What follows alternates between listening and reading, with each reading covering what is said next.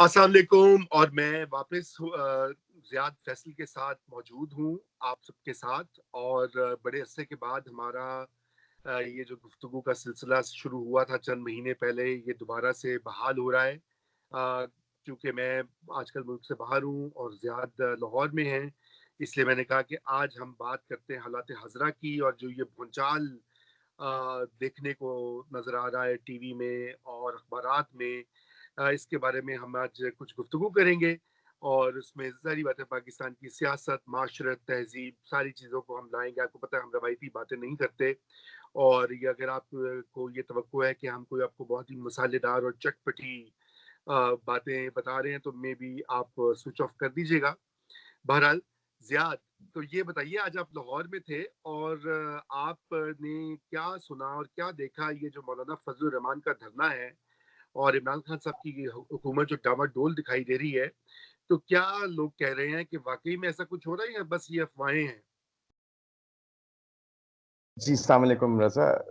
Sir, लोग तो बहुत ज़्यादा मुख्तलिफ़ बातें कर रहे हैं इस हवाले से, लेकिन जो एक चीज़ जो क्लियर है, वो ये है कि जो इनके दरमियान जो तज़ादात हैं, वो शिद्दत इख्तियार कर रहे हैं। जो इनकी बुनियादी जो डिसएग्रीमेंट है, एक तरफ अगर आप कह लें कि हुकूमत है और दूसरी तरफ ऑपोज़िशन की एक अ, फ़ोर्स, जो कि अब जी। मौलाना फज़लुर रहमान और उनकी जमात हैं, और उनकी क़यादत में जो लोग अब ये आज़ादी मार्च एक करने जा रहे हैं। तो इनके दरमियान जो तसादुम है, वो तो लग रहा है कि शिद्दत इख्तियार कर रहा है। और ये तो सबको पता ही है कि उसमें जो मुज़ाकरात के लिए जितनी गुंजाइश थी, वो शायद थोड़ी कम हो गई हो, ख़ास तौर पे जब से वज़ीर आज़म साहब ने कुछ ज़रा सख्त बयान दे दिया है, कुछ उन्होंने वो डीज़ल-वीज़ल वाली कोई बात कर दी है। तो हाँ। उससे भी शायद लग तो नहीं रहा कि कम से कम वज़ीर आज़म साहब खुद जो हैं, वो ज़्यादा इंटरेस्टेड हैं संजीदगी से इस चीज़ को मुज़ाकरात की तरफ ले जाने की तरफ। तो फिर लगता तो यही है कि तसादुम की तरफ बात जा रही है। और लोग भी, जो मैंने कम से कम आज सुना है लोगों से, ये बिलख़ुसूस आज आसमा जहांगीर कॉन्फ्रेंस का आज दूसरा दिन था लाहौर में, तो वहाँ भी मुझे मुख्तलिफ़ मुखातिब फ़िक्र के लोगों से बात करने का मौका मिला। और लोग परेशान हैं। लोगों को ये लग रहा है कि हम एक ऐसी सूरत-ए-हाल की तरफ जा रहे हैं कि, और मुल्क में पहली पोलराइज़ेशन जो है वो बहुत ज़्यादा है, और जो लोग नाखुश हैं, उन्हें मुआशी तौर पे आगे कुछ नहीं नज़र आ रहा। सियासी तौर पे जो है, वो उन्हें आगे इस किस्म का एक दंगल नज़र आ रहा है। समाजी तौर पे उन्हें कुछ ख़ास नहीं नज़र आ रहा। तो कहने का मकसद ये है कि ये वो तमाम इंग्रीडिएंट्स जो हैं, वो मौजूद हैं कि एक काफ़ी गंभीर सूरत-ए-हाल जो है, वो पैदा हो सकती है आने वाले दिनों में। यानी कि तब्दीली की फ़ज़ा जो है वो बन रही है। आप इन शॉर्ट ये कह रहे हैं। और देखिए, मुझे भी ये लगता है कि अगरचे कि मैं वहाँ पे इस वक़्त मौजूद नहीं, इसलिए तबसरा करना जो अजीब-ओ-गरीब मामला हो जाता है। लेकिन चूँकि डिजिटल ऐज में रह रहे हैं हम, तो इसलिए लम्हा-ब-लम्हा आपको खबरें भी मिलती हैं, लोगों से बातचीत भी होती है, इन्फॉर्मेशन भी मिलती है, एनालिसिस भी मिलता है। तो जी। बात ये है कि ये बात तो अब तय है कि मौलाना फजलुर रहमान कोई कल के बच्चे तो हैं नहीं। बड़े पुराने घाघ किस्म के सियासतदान मंझे हुए। हैं, जी, मंझे हुए खिलाड़ी हैं, उनको जी, पावर पॉलिटिक्स का अच्छी तरह पता है। बगैर बिल्कुल। किसी इशारे के, बगैर किसी ग्रीन लाइट के, सिग्नल के, वो इस तरह आगे नहीं बढ़ रहे। अब सवाल ये है कि कौन उनको ये सिग्नल दे रहा है? क्या ये सिग्नल जो है हुकूमत के अंदर लोग हैं, रियासत के अंदर लोग हैं, या उनको कुछ वो सेल्फ कॉन्फिडेंस बहुत ज़्यादा है उनका? तो ये अब बातें पता लग जाएँगी अगले आने वाले दिनों में।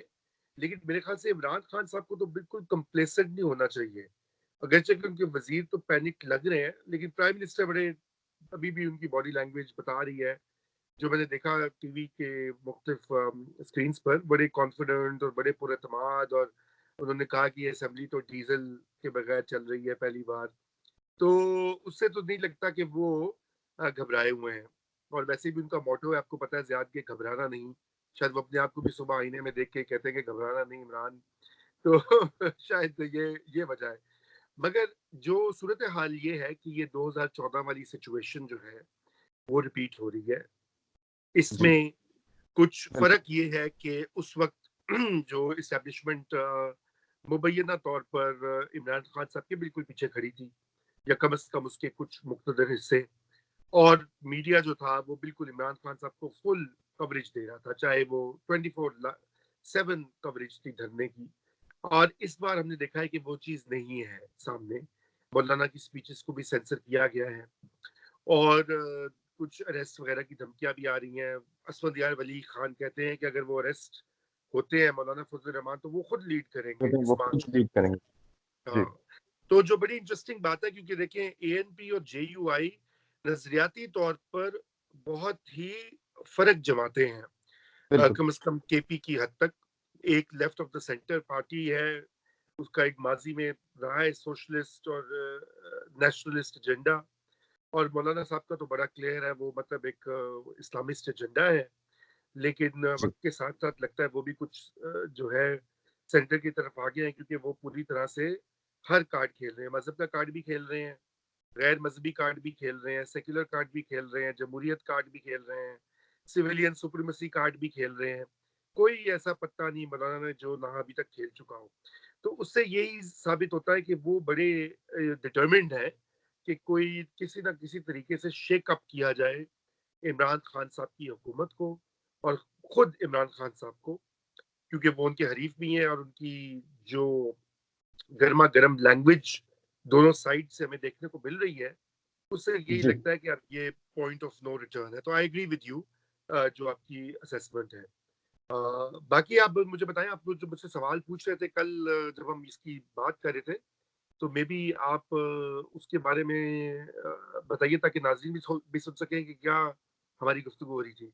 मैं आपसे पूछ सर ये रहा था कि ये हम देखते हैं कि हुकूमत और उसके सपोर्ट करने वाले जो लोग हैं वो एक बात बहुत ज़्यादा करते हैं कि रिलीजन कार्ड जो है वो इस्तेमाल किया जा रहा है और इसमें कोई शक नहीं है कि मौलाना जो है वो रिलीजन कार्ड इस्तेमाल करेंगे क्योंकि उनके पास ज़ाहिर है रिलीजन कार्ड अगर मौलाना के पास नहीं होगा तो और किसके पास होगा इस्तेमाल करने के लिए सही लेकिन बात मेरा सवाल आपसे भी और जनरली इस हुकूमत के लोगों से भी ये सवाल है कि आखिर मौलाना ऐसा कौन सा कार्ड प्ले कर रहे हैं जो कि हुकूमत इस वक्त जो हुक्मरान जमात है उसने पिछले 2-3 सालों में ना किया हो। कोई भी ऐसा पत्ता उन्होंने अगर खेला हो चाहे रिलीजन कार्ड है तो जिस किस्म के इल्जामात जो हैं मौलाना ने गालिबन शायद उछाले हैं इमरान खान साहब पे और हुकूमत पे उसी तरह के इल्जामात जो हैं पीटीआई ने पिछली हुकूमत के खिलाफ लगाए उनको है। उछाला उनको बदल किया ये धरने की जो पूरी जो स्ट्रैटेजी है इसके जो मुवज्जिद हैं वो भी पीटीआई के ही खान साहब है। हमारे बिल्कुल तो वो है उसके अलावा अगर आप ये देखें कि जो किसी को फलां का एजेंट कहना तो अगर मौलाना ने इनको यहूद का एजेंट कहा है और गालिबन ज्यादती की है तो इन्होंने भी तो इसमें कोई कसर नहीं छोड़ी थी इन्होंने भी तो नवाज शरीफ को हनूद का एजेंट और अब तक बहुत से लोग हैं यहूद जिनको और यकीन है इस बात पे ये इनको यहूद हनूद से पता नहीं क्या मोहब्बत है पाकिस्तान में, जो है ना, कि मेरे ख्याल से वो यहूद हनूद को शायद इतनी फिक्र नहीं होगी जितनी हमारी दाएं बाजू की पार्टियां और दानिशवरान और अखबारों वालों को है, कि वो हर चीज में यहूद हनूद ले आते हैं। और ये और बिल्कुल आप मेरी सही कह रहे गुजारिश हैं। ये है कि अगर वो ये बात यहाँ पे होती है तो फिर ये जो बात है ये मौलाना ने इजाद नहीं की ये बात यहाँ पे होती है ये एक करेंसी है कि जिसमें यहाँ पे जो है पेमेंट्स होती हैं तो ये मौलाना इसमें कोई यूनिक चीज जो है वो नहीं कर रहे चाहे वो सही हो गलत हो वो एक और बहस है लेकिन मुझे ये लगता है कि इसमें हुकूमत को बार बार हमें ये याद करवाना चाहिए कि जिन जिन चीजों से लोगों ने उनको ये मशवरा दिया पिछले 3-4 सालों में कि आप ऐसा मत करें क्योंकि ये चीजें जो हैं वो आपको बाइट करेंगी एक स्टेज आएगी कि आप पछताएंगे और आप ये सोचेंगे कि शायद इस किस्म की इस किस्म के जिन जो है वो नहीं छोड़ने चाहिए थे बोतल में से तो वो वक्त जो है वो आ चुका है अब वो तमाम चीजें उनके लिए एक वबाले जान बन चुकी हैं जो कि वो उन्होंने खुद ही इनिशिएट की थी और आखिर मुझे इस चीज पे भी एक ये बहुत अजीब बात लगती है कि एक हुकूमत जो है जो कि अगर वो कॉन्फिडेंट हो कि उसका मैंडेट जो है और उसकी लेजिटिमेसी जो है उनमें किसी शक की गुंजाइश नहीं है, तो उन्हें किसी किस्म की परेशानी क्यों हो? जी, मौलाना की परेशानी बड़ा आपने अच्छा सवाल किया ज़ियाद कि 2 बातें आपने कही हैं। एक तो ये कि मज़हब का पत्ता जो है, वो सिर्फ़ मौलाना नहीं खेल रहे, सब खेलते रहे हैं और ख़ुसूसन इमरान खान साहब खुद और उनकी पार्टी खुद बड़ी ढिठाई के साथ खेला उन्होंने, हम सब ने देखा। और जी, जो उनके सपोर्टर्स आज इसकी नफ़ी कर रहे हैं ना, वो अपने साथ भी ज़्यादती कर रहे हैं और लोगों के साथ भी ज़्यादती कर रहे हैं, क्योंकि झूठ के पाँव नहीं होते। हमने देखा कि मौलाना खादिम रिज़वी को किस तरह से सपोर्ट किया, उनकी बिल्कुल, पूरी मूव को सपोर्ट किया पीटीआई ने। बल्कि हत्ता अभी भी जो रेटरिक है, जो पॉलिसी और वो जो नजरिया देते हैं इमरान खान साहब, वो भी मजहब से लिंक्ड है। बिल्कुल, रियासत मदीना जो है, अगरचे कि हम बहसीत मुसलमान उसकी वो हमारा आइडियल है, ताजीम करते हैं, लेकिन है तो वो मजहबी बात, लेट्स नॉट बिल्कुल, फॉरगेट। बिल्कुल, और बात यह कि ये वही चीज है कि लोग खुद ही अपने दाम में सयाद आ गया। तो ये भी वही वाली बात है कि इमरान खान साहब ने जो धरना किया, जो जो कार्ड खेला, आज वही उनके सामने आ रहा है। इसी को मकफाते अमल कहते हैं और या अंग्रेजी में कहते हैं what goes around comes around. तो लेकिन उसके साथ मुझे यहाँ पर ये थोड़ी सी आपसे हमें डाइवर्जेंस करनी पड़ेगी कि आखिर जी, कब तक ऐसा होगा। क्या हम यही पत्ता जो है इसको एक्सेप्ट कर लेंगे कि अच्छा जी, चूंकि इमरान ने खेला था, या उससे पहले नवाज ने खेला था, उससे पहले पीपीपी भुट्टो साहब ने खेला था एमडीएस को नॉन मुस्लिम करार देके, तो ये कब सिलसिला कब बंद होगा? प्रॉब्लम यहाँ पे ये आ गया है कि ये एक सर्कुलर एक व्हील बन गया है पाकिस्तान की सियासत जो है। उसमें वही एक्टर्स हैं, 2-3 एक्टर्स हैं, एस्टेब्लिशमेंट है, जिसमें कि सिविल और मिलिट्री ब्यूरोक्रेसी, परमानेंट रियासत के सतून है, ये सियासी पार्टियां हैं और ये इस्लामिस्ट हैं। ये पहले दिन से ना ये गेंदें एक दूसरे को बॉलिंग करा रही, कोई कभी कोई कैच करता है, कभी कोई आउट होता है, कभी कोई फिर अंदर होता है। तो ये विशेष साइकिल जो है, इसको तोड़ने के लिए मेरे ख्याल से हमें वो सोचने की जरूरत है। ऑफकोर्स आपके और मेरे पास तो हल नहीं है हर चीज का, मगर ये कि हमें एक प्रोग्रेसिव या हमें एक रोशन ख्याल सियासत की तरफ भी आगे बढ़ना है। और शायद मौलाना के ऊपर सब कुछ तकिया कर लेना रोशन ख्याल सियासत को अचीव ना कर सके, क्योंकि eight the end of the day वो है तो एक दाएं बाजू की नजरियाती जमात, और वो किस हद तक बिल्कुल, जमहूरियत को रिस्टोर करके वो क्या कवानीन लाना चाहते हैं, क्योंकि अक्सर बिल्स वगैरह भी जो होते हैं प्रोग्रेसिव लेजिस्लेशन, वो ब्लॉक करते रहे। पहली बात बिल्कुल, तो आपकी ये थी। दूसरी आपने जो बात एंड में आपने कहा कि इस गवर्नमेंट को क्या परेशानी है, इस गवर्नमेंट को परेशानी बड़ी वाज़ेह है और वो है माशी अबतरी। जितनी मर्जी स्पिन डॉक्ट्रिन कर लें, आज भी मैं पढ़ा था ऑपेड्स आए में कि जी मईशत जो है वो बहाल हो रही है, इमरान खान साहब ने खुद कहा इकोनॉमी ट्रैक पे है। वाकईतन ऐसा नहीं है। उसकी वजह ये है कि एक रिसेशन है, वो चलेगी, वो अब आज खत्म नहीं होगी, वो 1 साल में खत्म नहीं होगी, वो 2 साल में खत्म नहीं होगी, उसके लॉन्ग लास्टिंग इफेक्ट्स होंगे। उससे पहले लाखों लोग बेरोजगार होंगे, जी, महंगाई बढ़ेगी और हालात जो है वो अबतर होंगे।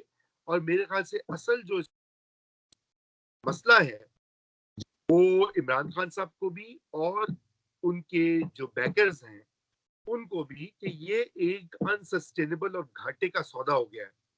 घाटे का सौदा ये हो गया कि आपने जिन भी कुवतों ने मिलजुल के इमरान खान साहब को क्रॉप किया, आज से नहीं, ये सिर्फ इलेक्शन की बात नहीं मैं कर रहा। देखिए एक पूरी तारीख है इमरान खान साहब की। 2002 से जब से मीडिया आजाद हुआ है, सबसे ज्यादा कवरेज इमरान खान साहब को मिलती रही है, either as a potential leader or as an opposition leader, और आज एज प्राइम मिनिस्टर। यानी कि इमरान खान साहब जो है ना, वो ताली भी वो मतलब अपने घर से बाहर निकलते हैं तो वो हेडलाइन होती है कि वाह इमरान खान साहब ने फतह कर लिया। वो एक बिल्कुल, तकरीर कर देते हैं, कश्मीर आजाद हो जाता है। आधे घंटे के लिए कौम को खड़ा कर देते हैं तो मोदी थर थर काम के कश्मीर खाली कर देता है। ऐसा इंप्रेशन दिया जाता है, हमारे अपने मीडिया के लोग करते हैं ये सब। और जारी बात है उसमें एक जी, पूरी तारीख है। और अब वही गवर्नमेंट जो है उसको बनाकर लाकर अब वो सब पीछे हट गए हैं। आप देखें मीडिया के एनालिस्ट जो हैं, उन्होंने वार पे वार स्टार्ट किया है। अब हम लोग तो पहले तनकीद करते थे उनकी पॉलिसीज पे और ये और वो, और लोग गालियां देते थे हमें।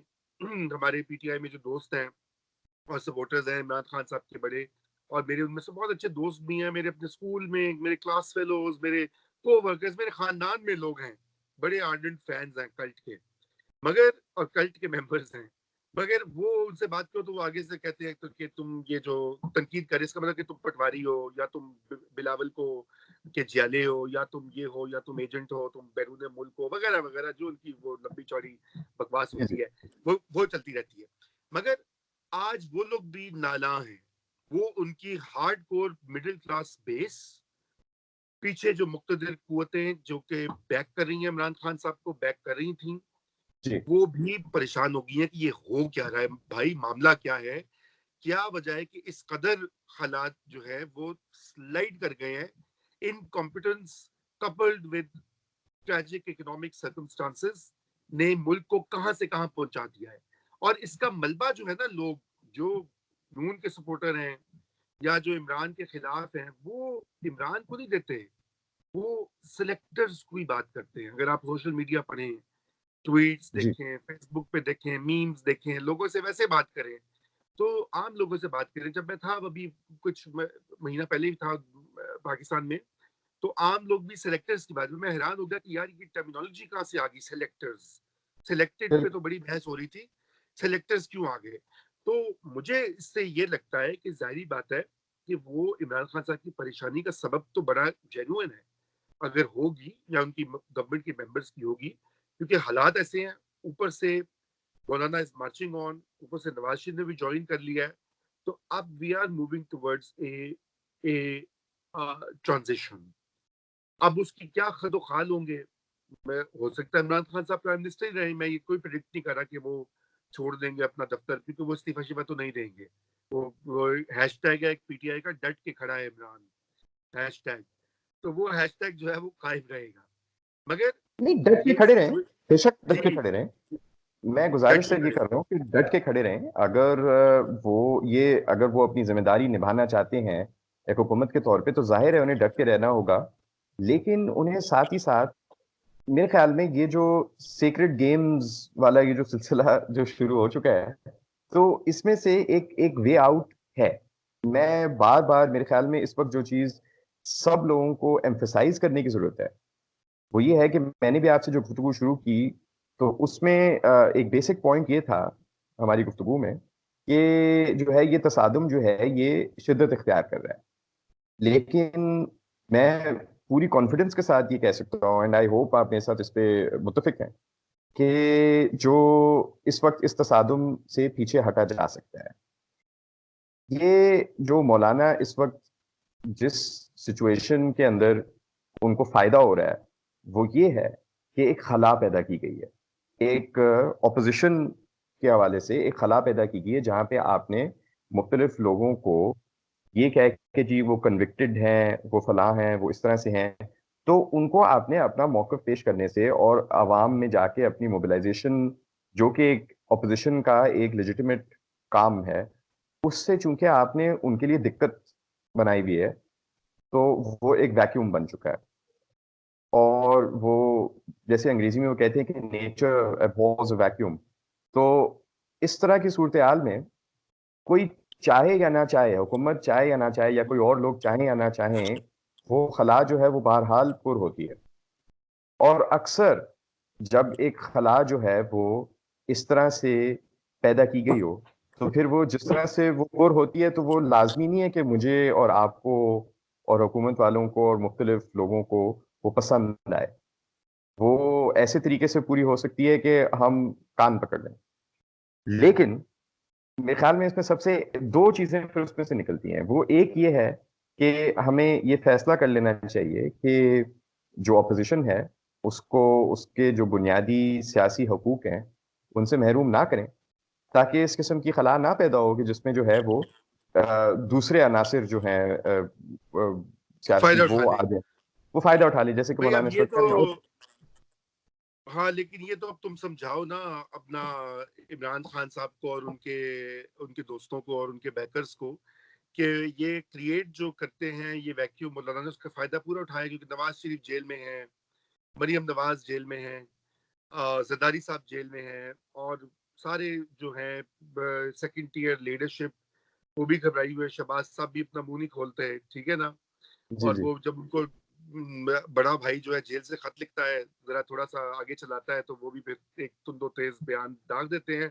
वरना वो हर वक्त कॉम्प्रोमाइज, मसालेहत, इस तरह की बातें करते हैं बीच बीच के रास्ते की, ताकि उनका किसी से टकराव ना हो, किसी कुवत से। तो ये जी तुम्हारी बात बिल्कुल सही है। आई थिंक ये बड़ी अच्छी फलसफियाना बात है कि जब आप इस तरह का खला पैदा करते हैं सियासी, तो उसको फिर कोई ना कोई तो करता है। और उसमें ऑर्गेनाइज फोर्स जो है पाकिस्तान में, जो सिक्योरिटी के इदारे हैं, फौज, पुलिस, रेंजर्स, उसके बाद फिर इस्लामिस्ट फोर्सेस ही हैं जो कि मुनज़्ज़म है, क्योंकि पार्टियां तो वीक हो चुकी हैं। उसकी पार्टियों एक की जो वजह है। जी बताइए। मैं एक गुजारिश करता हूँ, मैं उसकी एक वजह है सर, कि हमने ये चीज जो है खास तौर पे अरब ममालिक में जो है ये देखी है। दौरे हाजिर में अरब ममालिक में, खास तौर पे अरब स्प्रिंग के बाद जो कि सूरत हाल जो वहां पे पैदा हुई, कि वहां पे तो हमसे कहीं ज्यादा जाबिर जाबिर किस्म का जो है वो एक सेटअप रहा है। और उसको मुखाबरात स्टेट भी कहा जाता है, जो कि चलती यस, ही सिर्फ जो वो मुखाबरात की बेसिस पे है, डंडे की बेस पे है, जो कि अल्लाह का शुक्र है कि पाकिस्तान में कभी भी उस ऐसा किस्म की नहीं है। ट्रेडिशन नहीं थी। हत्ता कि हमारी जो आमरीत भी रही है, बदतरीन से बदतरीन आमरीत भी रही है, अगर आप वो ज़्यादा दौर में भी अगर आप देख लें, तो वो शायद वो इतनी खौफनाक, वो अपनी जगह खौफनाक जरूर है, इसमें कोई शक नहीं है, लेकिन वो हाँ, शायद लेकिन वो इजिप्ट का बशर अल मुकाबला नहीं असद कर वाली सकती बात उसका। नहीं है, बिल्कुल, हम्म। या सीसी वाला जो है वो मामला नहीं है।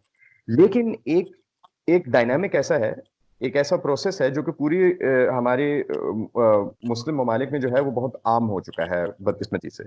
अब वो यही है कि आप जब लेजिटिमेट सियासी फोर्सेस को, जब आप मेन स्ट्रीम पार्टीज को आप बुरा भला कह के और उनके लिए स्पेसेस जो हैं जब आप बंद कर देते हैं, बिलफर्ज अब आप मेरे साथ गुफ्तगू कर रहे हैं, तो इस तरह की गुफ्तगू को बंद कराना, लोगों को घर भेज देना, वो बहुत आसान है और हम चले भी जाएंगे।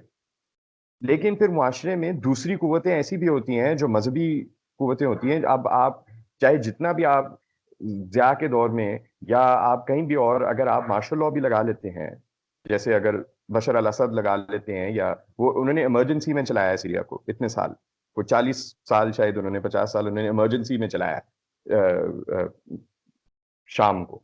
और या मिस्र में अगर आप जो है वो जितने भी सियासी पार्टियां हैं, डिबेटिंग क्लब्स हैं, मीडिया है, उनको आप बंद भी कर लेते हैं, जो यहाँ पे कुछ लोगों को मॉडल शायद वो बड़ा पसंद आता है। लेकिन आप जो है वो मसाजिद को और मदरसों को तो आप बंद नहीं कर सकते, तो उधर जो मजहबी अनासर हैं वो अपनी बात बहरहाल रखेंगे। और वो फिर जो तमाम जो कि आवाम के अंदर जो एक डिमांड होगी ऑपोजिशन के लिए, मुखालफत की, वो सारी जो वो खला है वो उसको पुर कर लेंगे। और फिर उसका उसको भी अगर आप मजीद फिर जो है वो अगर आप उसका जवाब देते हैं डंडे के साथ, अगर आप उनको भी फिर, तो फिर उसके बाद जो है वो फिर बहुत ही खौफनाक सूरत बनती है, जो कि हमने सीरिया वगैरह में देखी है। तो अगर आप जैसे कह रहे थे कि ये हुकूमत को समझाया जाए कि वो इस तरह से ना किया करें, ठीक है, वो तो एक और बात है, वो समझे ना समझे, लेकिन कम से कम ये तो कहा जा सकता है कि इस मसले को भी जो है वो बातचीत से हल करें, बजाय इसके कि सिर्फ मौलाना को जो है वो डीलेजिटिमाइज करना, डीजल कह के, मजहबी कार्ड कह के, ये वो ऐसे जैसे पता नहीं हम स्वीडन में बैठे हुए और यहाँ पे पहले कभी किसी ने मजहबी कार्ड नहीं इस्तेमाल किया। वो बहरहाल इसी मुआशरे से हैं, वो कोई खला से तो, खला में जरूर आए लेकिन खला से तो नहीं आए ना मौलाना, तो वो इधर कहीं है, तो उनके साथ ये बात। तो बड़ा अच्छा है। ये तो मुझे किताब का उन्वान आ गया, स्वीडन से बनी गाला तक का सफर। तो ये मेरे ख्याल से, या स्वीडन से जो है मंसूरा तक का सफर, ये बिल्कुल सही कह रहे हो कि ये खला जो है, ये क्रिएट, फिर यही तो देखो, मैंने इसलिए यही कहा ना कि मुक्तदिर कुव्वतें जो है, जो पॉलिसी साज इदारे हैं पाकिस्तान के, ये अब उनके सोचने की बात है ना कि उन्होंने कहाँ पहुंचा दिया है, कि एक वैक्यूम क्रिएट करके। और तो इसलिए जब वो हम ये उनको कहते हैं कि भाई आपकी पॉलिसियां जो है इनमें ये नक्स हैं, सुकुम है, तो नाराज होते हैं। वो कहते हैं आप तनकीद कर रहे हैं, आप मुल्क के खिलाफ हैं, आप मुल्क के पे सवाल उठा रहे हैं। ये बात नहीं है। बात ये कि आप तो मुझसे कहीं छोटे हैं ज़ियाद, आपका तो पूरा मुस्तकबिल पड़ा है। But I am also worried about my kids, you know, कि अगर वो पाकिस्तान में मतलब क्या उनका वो देख रहे हैं फ्यूचर, कि वो मतलब यही है कि हर वक्त ये खींचा तानी हर 4 साल बाद धरने हो, लाइफ पैरालाइज हो जाए, इकोनॉमी नीचे जाए, गिरे। हालांकि इस मुल्क में इतना पोटेंशियल है। तो एकदम। बात वहीं पे आती है कि मेरे ख्याल से इस वक्त जो है इमरान खान साहब को खुद ये सोचने की जरूरत है कि वो तारीख के किस साइड पे खड़े हैं। क्या वो जमहूरियत के अलमबरदार हैं, वो जमहूरियत के प्रोसेस को सपोर्ट करेंगे, या वो वही रोल अदा करेंगे जो आज से 5 साल पहले उन्होंने धरने में अदा किया था, यानी कि जमहूरियत को डिरेल करने का रोल। और और मेरे ख्याल से ये पोलराइजेशन बढ़ाना। और पोलराइजेशन क्रिएट करने का रोल, बिल्कुल। उस वक्त जो जमहूरियत की एक तरह से गाड़ी को थोड़ा सा धक्का देके ट्रैक से उतारा गया, आज तक हम उसी पे सवार हैं। और वो कभी ट्रेन जो हचकोले खाती है, कभी पटरी से उतरती है, उसको वापस लेके आते हैं, फिर गिर जाती है, फिर कोई धक्का आ जाता है। तो इमरान खान साहब को खुद सोचना है कि वे डज ही स्टैंड। और फजल रहमान जो भी करें, आ, वो इमरान खान साहब अगर चाहें तो वो अपोजिशन के साथ वो बातचीत कर सकते हैं। उनको ये चीज एक याद रखनी चाहिए कि नवाज शरीफ को 2014 के धरने में ऑपोजिशन और पार्लियामेंट ने बचाया था। हकीकत है, बिल्कुल। ये वाकईतन फैक्ट्स हैं। अगरचे कि वो उसकी स्टोरी आई कि भाई जनरल स्कूल ही करना चाहते थे, उनमें मेजोरिटी वो रॉयटर्स की बड़ी मशहूर स्टोरी थी कि 5 मुकाबला 6, बहरहाल वो तस्दीक नहीं हो सकी उसकी। लेकिन जी। At the end of the day parliament ने खड़े होकर कहा कि भाई अभी नहीं मौका नवाज के निकलने का। बिल्कुल। और इमरान खान ने अगर बचना होगा इस धरने की ऑन स्पॉट से, तो बिल्कुल। उनके पास भी यही रूट है। क्योंकि अब जो सिलेक्टर्स हैं, सो कॉल्ड, मैं नहीं कह रहा, जो लोग कहते हैं, वो बचाने को शायद नहीं आएंगे।